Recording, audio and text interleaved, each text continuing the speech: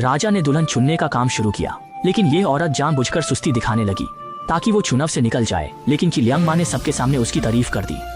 जांग शुएनिंग के चेहरे पर हैरानी थी। क्या उसने अब तक काफी नहीं किया? जब वो सबक ले रही थी, उसने जानबूझकर आगे वाली औरत को टकरा दिया। जांग शुएनिंग, तुमने जानबूझकर किया ना माँ जी। या फिर ऐसे ही अनजान बन जाओ। पहले तो ये चलता था। जब वो सुगंधित वस्त्र बनाने का सबक ले रही थी, उसने सीधा माजी पर सुगंध उड़ा दिया। जांग शुएनिंग को पता था कि उसने माजी को गुस्सा दिलाया है। जब माजी उसे महल से निकालने की तैयारी कर रही थी, तभी राजकुमारी आ गई और उससे फिर से करने को कहा।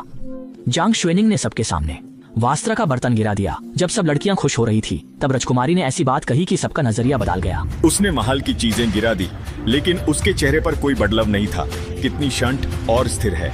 माँ जी को पता था कि राजकुमारी उसका पक्ष ले रही है, इसलिए उसने ज्यादा कुछ नहीं कहा।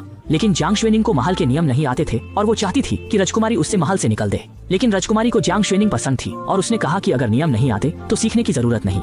सबको पता था कि जांग शुएनिंग और राजकुमारी के बीच कुछ खास है। उस रात उसने सुना कि कोई रो रहा था। शी की शादी तय थी, लेकिन उसके माता पिता ने उससे महल में ले आया। यू युए ने सोचा कि लड़का जिम्मेदार नहीं है, इसलिए याओ शी को खुद ही शादी तोड़ देनी चाहिए।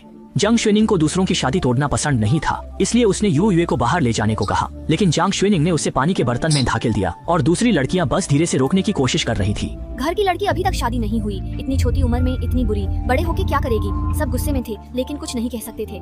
जांग शुएनिंग के पीछे राजकुमारी थी। अगले दिन उन्हें आखिरी लिखित परीक्षा देनी थी। कुछ लोगों ने जांग शुएनिंग से पूछा कि इस बार का प्रश्न क्या है। उसने सोचा कि अगर वो सबको प्रश्न बता दे और खुद गलत करे तो उससे महल से निकालने का मौका मिल सकता है, इसलिए उसने सबको प्रश्न बता दिया। जब परीक्षा हुई, सबने देखा कि जांग शुएनिंग ने जो कहा था वो था।